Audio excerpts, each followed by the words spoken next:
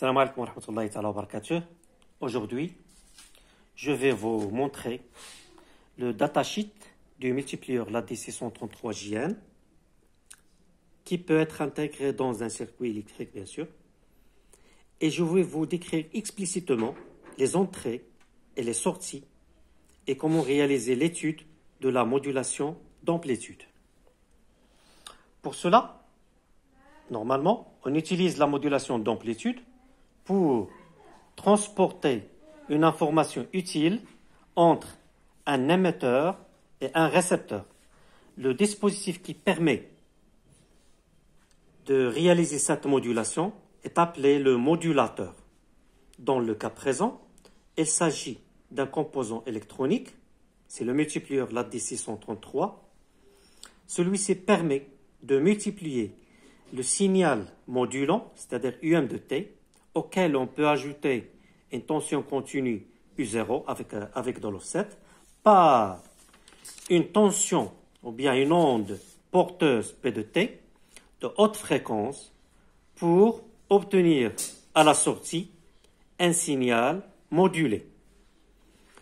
L'opération inverse, qui permet d'extraire le signal utile du signal modulé, est appelée la démodulation. Cette opération, bien sûr, n'étant pas la fonction du multiplieur, la D633. Et on va se restreindre à la modulation d'amplitude AM. Le multiplieur, la D633, multiplie les tensions qui lui sont données en entrée.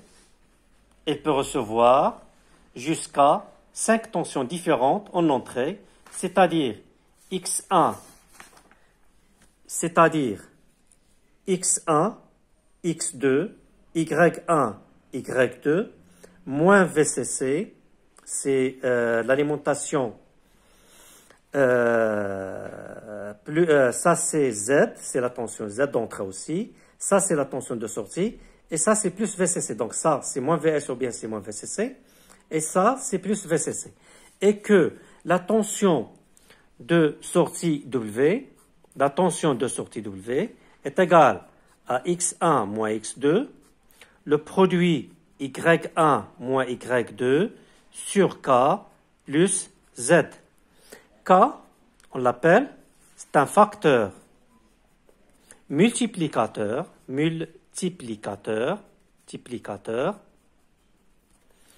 de la D633.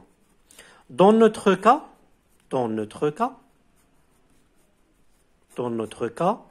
K, le facteur, est égal à 10. C'est-à-dire que la tension de sortie de la D633, c'est X1 moins X2, le produit Y1 moins Y2, sur 10 plus Z. Donc là, on a 5 tensions d'entrée, X1, X2, Y1, Y2, et la tension Z. Dans le cas la plus utilisé dans la modulation d'amplitude, c'est W est égal X1, Y1 sur 10.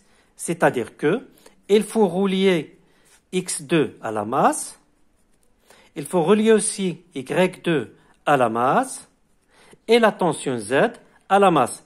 C'est-à-dire là, il faut brancher la patte 2 à une masse, 4 à une masse aussi, et patte 6 à une masse. C'est-à-dire relier X2, la patte 2, la patte 4 et la patte 6 à une masse commune. C'est quoi encore? Ça y est, c'est bon.